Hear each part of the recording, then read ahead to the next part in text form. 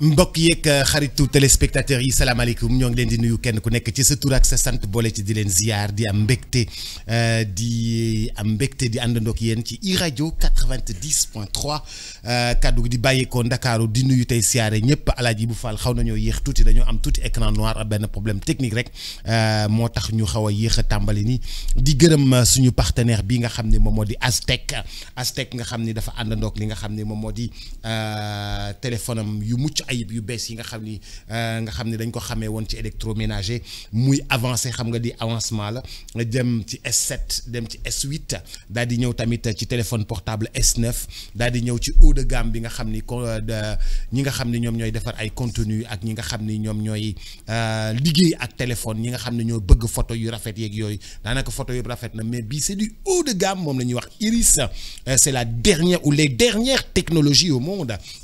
di ko gërëm bu baax a baax di ko sant amit Crédifone nga xam ni dafay lebale téléphone alors Crédifone dégg ngeen publicité bi jàll tuuti léegi dégg ngeen publicité Crédifone jàll léegi Crédifone nag ne képp koo xam ni bëgg nga téléphone portable daanaka daf lay jox li nga xam ne moom moo di téléphone portable bi nga tàmbali di fay par 15000 dinañ ci dellu siwaat incha allah nañ ci dellu siwaat léegi incha allah di nuyu tey siyaare Alaaji bu Fall xaw nañoo tardé nag tey lu bare mais loolu yow la de. Boubs. waaw. ma nuyu la yow ak say téléphone yu bari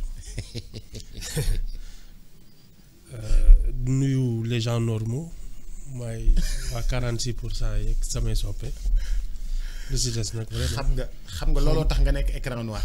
xaw ma ci dara. mais loolu moo tax nga nekk écran noir. bu yóbboo de.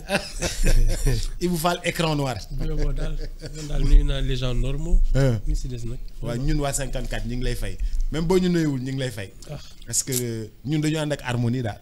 amatuma énergie di nuyoo yu bëri yooyu. mbaa yaa ngi am jàmm. ça va et toi. alhamdulilah Ibou tey dama ubbi benn page société. alors commencé ko laaj la Ibou. gis nga normal mooy. bu sénégalais amee ndam El Hadj Diouf wala Sadio Mané jël ballon d'or. ñun dañ ci war a kontaan. bu Youssou Ndour jëlee disque d'or. ñun dañ ci war a kontaan. bu ñu honoré Mbougar Sarr. ñun dañ ci war a kontaan. félicité ko ñun ñëpp ñu tàccu mais bu keneen amee ndam ci réew mi roi ou reenu basket.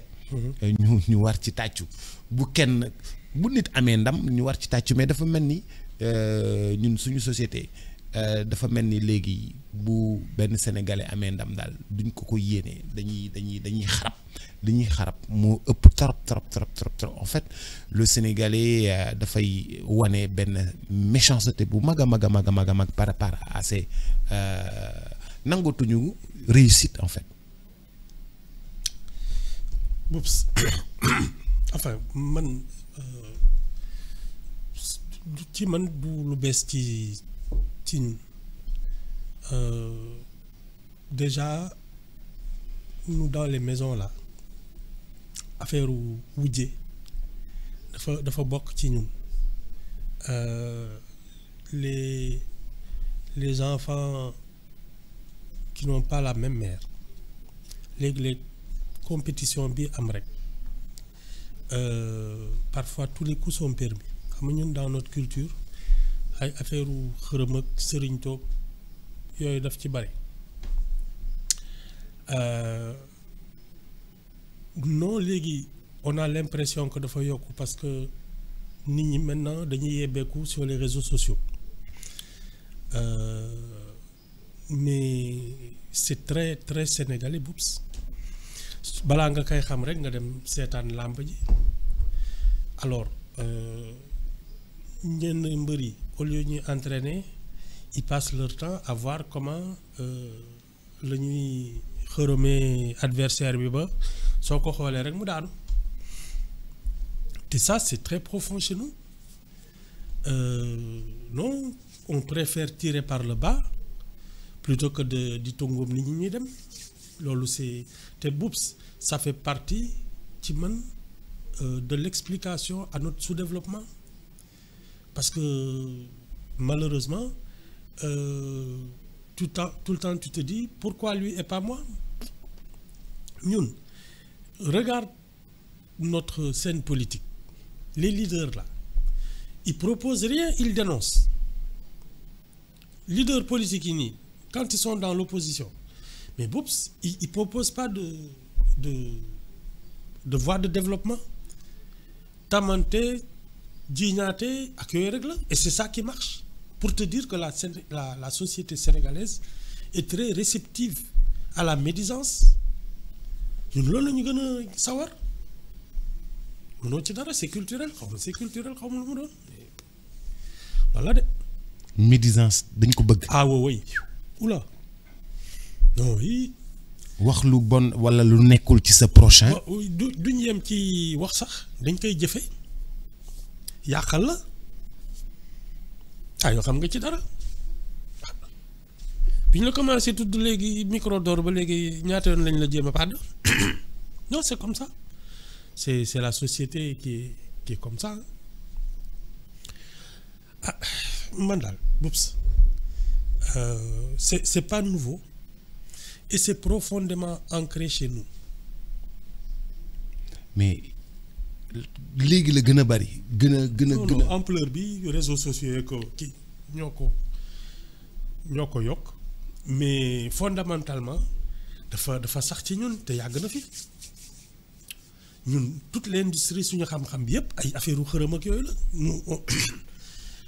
pardon notre savoir-faire c'est pas de voir comment on se soigne modernement ak yooyu suñu xam-xam yëpp mooy naka ngay demee ci benn jaaykatu ay ndomb ak yooyu c'est non yooyu la rek et on est aussi paranoïaque parce que xam nga ne kenn yéenewu la dara donc da ngay takk ay ndomb sangu fii saraxe fële pour mucc parce que tu te dis que les gens ils ne souhaitent que ta détresse sa toroxte rek la ñu yàkkamti donc da ngay même yow finalement tu es paranoïaque da ngay jéem a ut lu lay sàmm ak yooyu parce que c'est une société qui fonctionne comme une jungle loolu la de. léegi yow boo feebaree au lieu nga dem faju ci docteur bi mais reen yeeg yooyu noonu sunguf yeeg yooyu sëriñ bi. moo gën a dox. non mais bon sëriñtu bi moo gën a dox. c'est ça man gëm naa ne pardon li ci ëpp gisoo amoon na temps ay neurologue temps où c'était dans les années 90 waaw entre 90 et 92 y a eu benn saison boo xam ne neuropalu daf fi bare. neuropalu mooy paludisme boobu di la waxloo. mais je me souviens le professeur Gallo à l'époque dañu amoon benn association neurologie ak Pierre Ndiaye xaw ma ils étaient daal un petit groupe. ak docteur Éric Bodossou. genre yooyu en tout cas daal. mais ils ont dû faire le tour des rédactions pour dire à la presse dimbali leen ñu ngeen wax ak sénégalais yi parce que temps yi le neuropalu da lay déliré loo alors xam nga rek bàyyi ma kii machin Boubs ñu ne Boubs moo ko liggéey or c'était le neuropalu te balaa nit ñi di xam ne loolu la parce que palu bi da lay song ngay déliré di wax kii naan guddi ngay kii les gens donc. oui sama ndey Ibou Fall bàyyi sama loxo. c'est ça Ibou Fall bàyyi sama loxo. nga alors les familles passaient leur temps à faire le tour des marabouts alors il y a eu beaucoup de morts à cause de ça c'était le neuropalu pour te dire ñun comment on fonctionne ñun li ñu dal seddul de.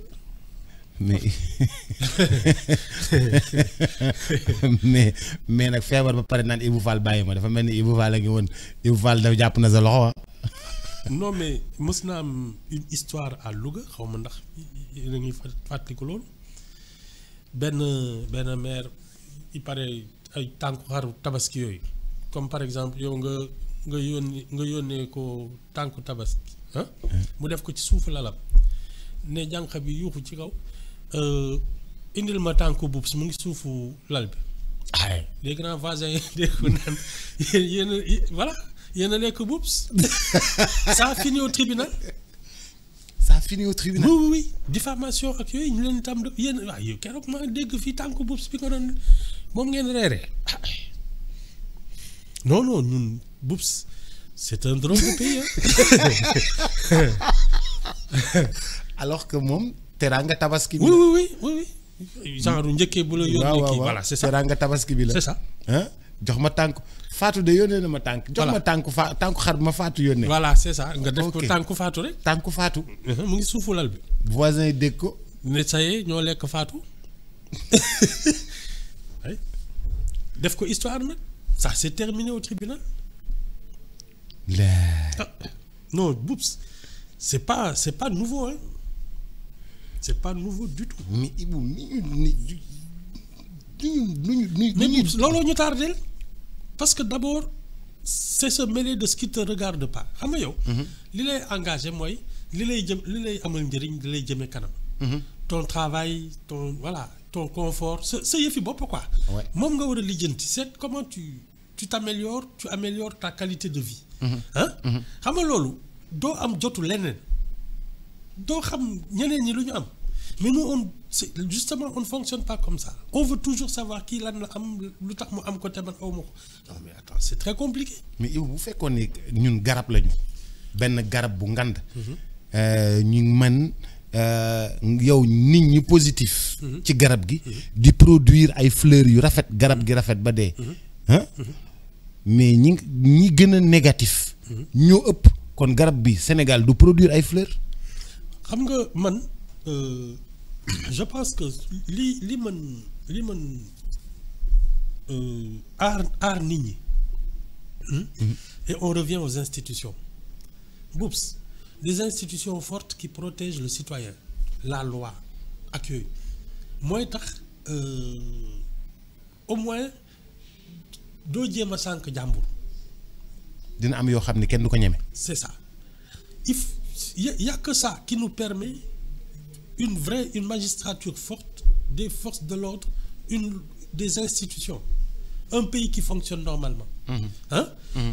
Parce que nit ñi au fond d'abord xam nga l'oisiveté da ngay toog tu n'essaies de rien du tout yaa ngi xaar naka lañ lay recruter embaucher la tu vas faire le minimum le service minimum pour avoir un bon salaire pratiquement et ça c'est l'oisiveté qui te fait te mêler de ce qui ne te regarde pas loolu déjà su fekkoon da nga jàpp di liggéey. mais dañu naan nit ku baax du am jot.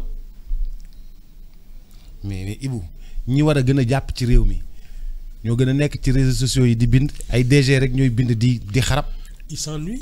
ay DG rek ñooy bind ci ay DG rek ñooy bind ci réseaux sociaux yi xarab di sànni xeer fu ñu toll. ils n'ont rien d'autre à faire et tu sais c'est ça notre problème. On se mêle de ce qui ne nous regarde pas et on ne fait pas ce qui nous concerne ñun li nga xam ne soo xëyee tu as des responsabilités yaa war a njëkk ci sa bureau yaa fa war a mujj génn ah parce que des responsabilités qu'on t'a confiées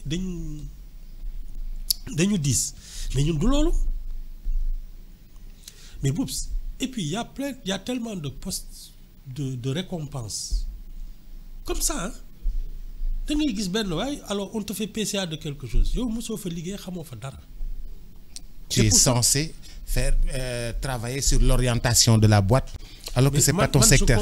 Je comprends un directeur de banque qui a fait toute sa carrière qui prend sa retraite et une banque lui demande de venir présider son conseil d'administration parce que xam na lan la il a un réseau il a de l'expérience il a du savoir-faire hein mais Boubs ça ne se passe pas comme ça tant que c'est l'État qui peut nommer des PCA ce sont des récompenses politiques des gens qui n'ont rien à voir avec le travail mais ñoom lañ fay joxe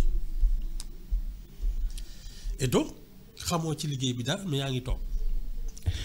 Quelqu'un qui n'a jamais acheté de billets de loterie qui se trouve demain qui n'a jamais travaillé dans la loterie qui se trouve être PCA d'une loterie nationale. C'est ça ah du kii actuel directeur kii bi dégg naa médecin la xaw. Directeur LONASE bi. Ah ok oui. C'est pas un médecin. Oui je vois c'est xaw ma nu mu tudd waay. maa ngaa foog na àll tudd. Toussaint Manga. Ah c'est ça.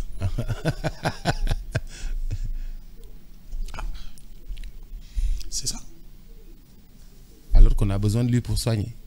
Waaw et puis Boups, je suis convaincu que s'il y a une machine qui peut financer le sport professionnel au Sénégal, c'est la LONASE. Le championnat, non seulement de football, mais le basket, l'athlétisme. Boups, l'argent des parieurs, là, ça doit payer le sport, les sportifs. C'est parce que rien n'est... Pour moi, c'est pas... Dès qu'il y a des parieurs directs, de distribuer de l'argent, c'est bien gentil. Mais toi, tu peux être le moteur d'un développement du sport et des spectacles. Pourtant, OneXBet, il faut que vous le pari en ligne, il faut que moi, la LONASE peut faire en sorte que les championnats de basket, de handball, de football, puissent générer des revenus qui payent les sportifs. En faire de vrais athlètes, de vrais professionnels. Parce que c'est l'argent qui est le problème. Or, il y a de l'argent pour ça.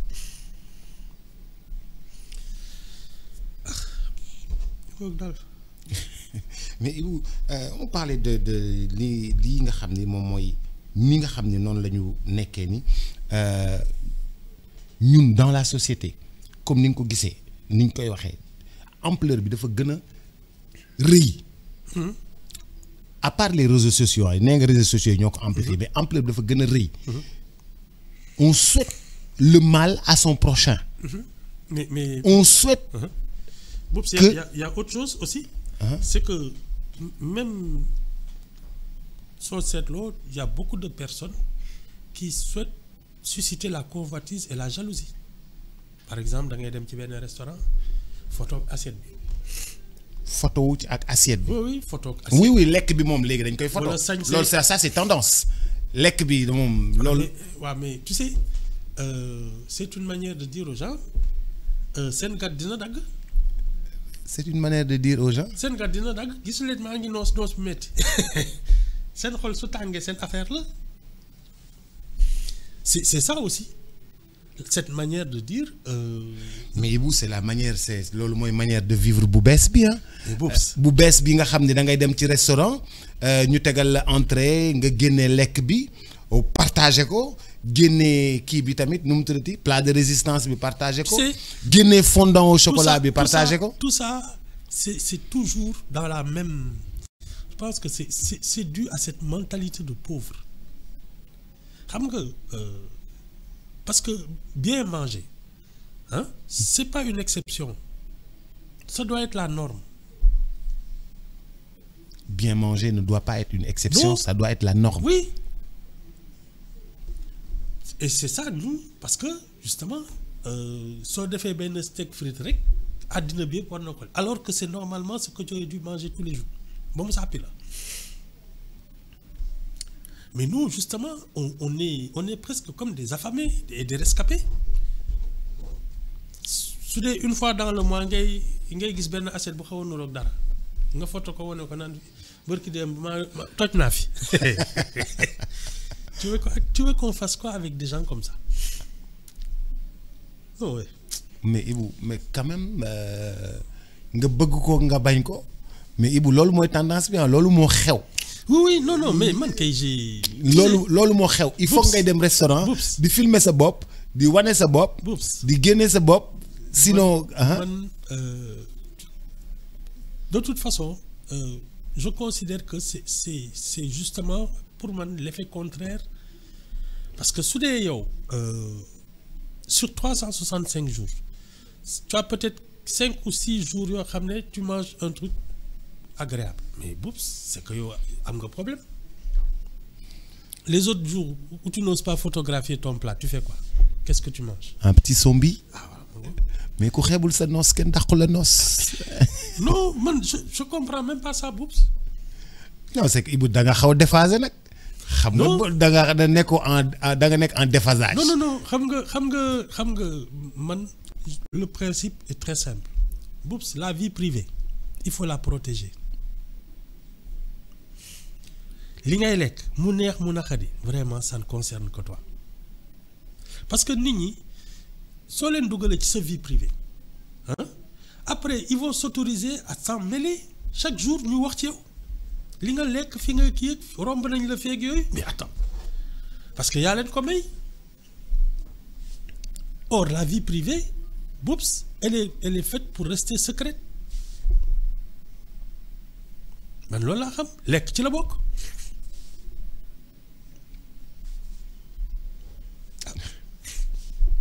man fii mais même comment dire ça au début de son premier mandat Macky Sall il y a eu des photos qui circulaient ñu koy gis muy ndekki fajar enfin fajar muy ndekki quoi ça n'a pas de sens. ah mais Abdoulaye Wade laal na fondé de laal na fi fondé au palais de. ça n'a pas de sens. Hein? Ça n'a pas de non, sens. c'était un peu pour orienter les Sénégalais Non, ouais. vers le 1000. Vers le 1000. Boubs. Hein? Boubs. Hmm? La vie privée, c'est la vie privée. Yo, fal nañ la. Met les Sénégalais au travail. Aménage le pays. Fait en sorte que l'éducation soit de qualité. Le système de santé accueille. L'économie fonctionne loolu lañ la falee c'est comme je dis ay coup de balai yooyu non la fonction d'un chef d'État est éminemment grave yi xaju ci yan xaju ci ay démonstration de vie privée je suis humble ak yooyu non di wane say famille ak yooyu non même ta famille on ne doit pas la connaître. loolu leen gën a làq moo gën a baax. Mais bien sûr parce que la preuve on poursuit les enfants des anciens chefs d'État. Les enfants Nguema, les enfants qui. D'ailleurs convoqué nañ doomu Macky Sall. Oui. Ma ngoog Karim Wade on l'a jeté en prison. Oui. Alors qu'il était bien chez lui à Londres. Non tu peux pour man il faut savoir faire la différence entre ses fonctions et sa vie privée. Il faut pas s'amuser avec ça. Or nous justement on a tendance à étaler notre vie privée amul frontière quoi. Les gens ne font pas cette frontière. Par exemple ay xew ak yooyu da ngay séq ak nit des relations purement professionnelles hein muy ngénte wala kii il t'invite. Tu sais pas pourquoi. te soo ñëwee ñu béré la. Fekk yéen vous avez juste des relations professionnelles. bokkuloo ci famille bi. non warul xam sa kër sax nu mel. Ibou yow da nga xaw a spécial ah. non Boubs. Hein? Boubs. Hein? xam nga il faut professionnel bokkul ak familial. non du tout discernement dafa am. Maintenant bon la tendance people c'est un peu ça c'est de mettre la vie privée des professionnels au jour c'est-à-dire au grand jour quoi da ngay wane ne def lumière da ngay dem boîte de nuit tu sors avec ti machin et cetera soo demee stade wala concert ñu won voilà people moo kii noonu sauf que les people occidentaux su nit ki siwee c'est qu'il représente une vraie industrie une vraie économie c'est le patron d'une multinationale wala li muy représenter dans les arts dans la musique. Voilà dans les c'est le symbole d'une vraie économie quoi. Nous c'est pas ça. Nous on est extravagant et on essaie de montrer or ñi naan c'est des people il y a rien derrière eux. Moi par exemple un champion de lutte genre ay Tyson ak pour man il peut être un people parce que il traîne toute une économie derrière lui.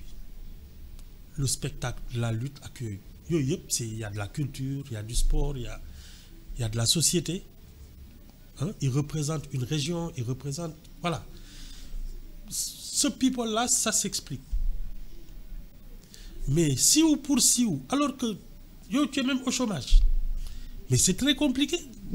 Loolu mooy suñu people dem boîte de nuit rek nga bëgg ñëpp wax ci yow. Et vous dites siiw pour siiw. Oui. Non, mais tu vois des gens, ils sont tout le temps sur les réseaux sociaux, ñu ngi leen di dugg di kii mais Boubs amuñu sax liggéey. Quand tu faisais ay paris match ak yooyu. Les gens qui dont on faisaient parle, la une ak yooyu. Mais Boubs il représentait une vraie économie.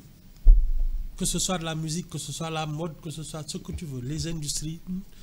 ku ñu def foofu cinéma ak yooyu. Mais c'est une vraie économie. PPDA.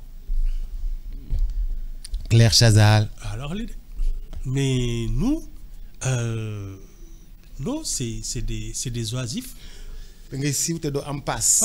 Voilà pour dem ci événement. Voilà c'est ça di def yoo xam ne non nous on fait tout de travers. On fait tout de travers.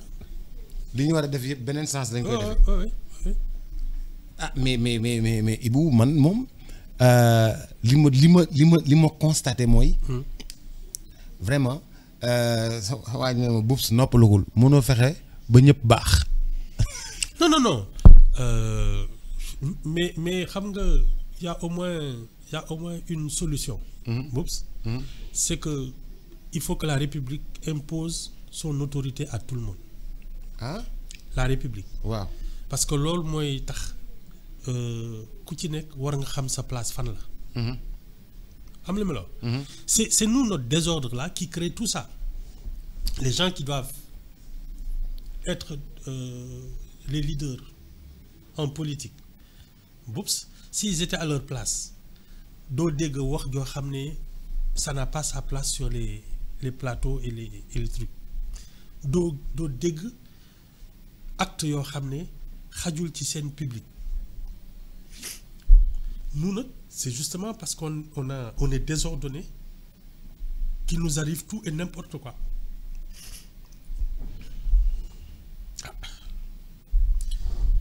Voilà. Alors chacun cherche à se faire une place dans la société avec les moyens qu'il a. ñi benn téléphone la ñuy am et voilà yooyu la rek.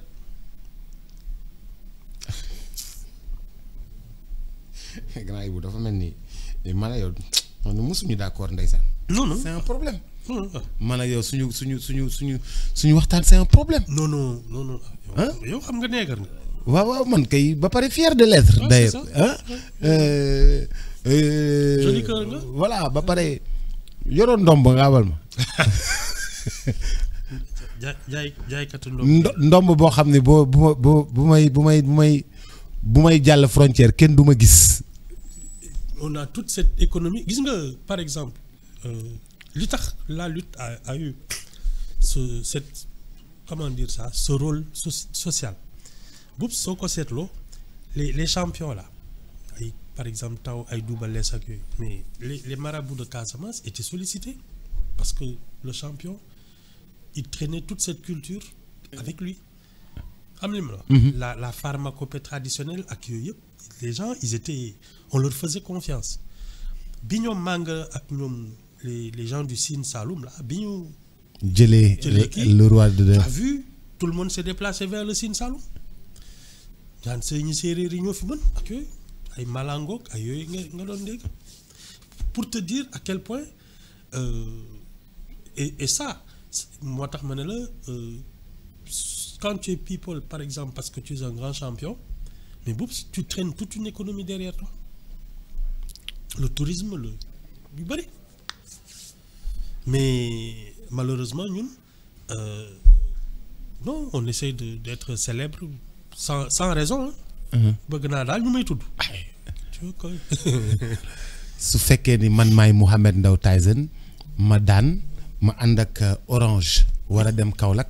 damay def une semaine Kaolack. Bien sûr hôtelu Kaolack yëpp fees restaurant wu Kaolack yëpp fees. jaay lekk yëpp dox. lépp dox. même la mode vestimentaire. la mode vestimentaire dox tailleur yi ñëw ma def fa ay événements. pendant 5 jours nit ñi di solu di ñëw di jaabante di ñëw l'économie bouge. Bien sûr. Non c'est ça en principe. Le tëggkat yi ñu fay leen. c'est ça fecckat yi ñu fay leen. people dëgg. mooy li nga xam ne ça entraîne une économie.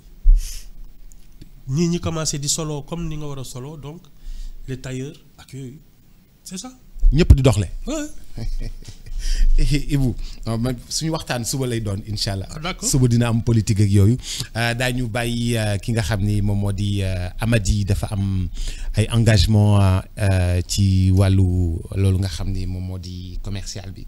mu gérer ko mais suba daañu yeggali waxtaan bi incha allah. Impeccable. maa ngi lay gërëm bu baax di la sant. suba ak jàmm. Merci beaucoup. Mesdames, Messieurs, très chers téléspectateurs, rendez-vous demain avec El Hadji Ibou Fall, incha allah.